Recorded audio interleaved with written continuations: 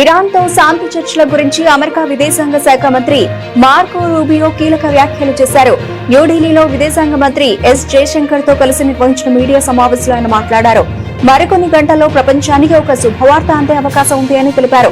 దీంతో America Iran చర్చలు కీలక దశకు చేరుకున్నాయనే సంకేతాలు వెలువడ్డాయి. రూబియో వ్యాఖ్యల నేపథ్యంలో అంతర్జాతీయ దృష్టి మొత్తం అమెరికా ఇరాన్ చర్చలపై పడింది. తాజాగా డొనాల్డ్ ట్రంప్ కూడా ఇరాన్ తో శాంతి ఒప్పందం దాదాపు ఖరారైందని పేర్కొన్నారు. అధికారిక ప్రకటనకు ముందు ఒప్పందం తుది వివరాలపై చర్చిస్తూ ఉన్నట్లు ట్రంప్ తెలిపారు. కాగా హార్మోజ్ జలసంధిపై ఎవరి నియంత్రణ లేకుండా స్వేచ్ఛ రవాణాకు అవకాశం ఉండాలని ప్రపంచ దేశాలు కోరుకుంటున్నాయి.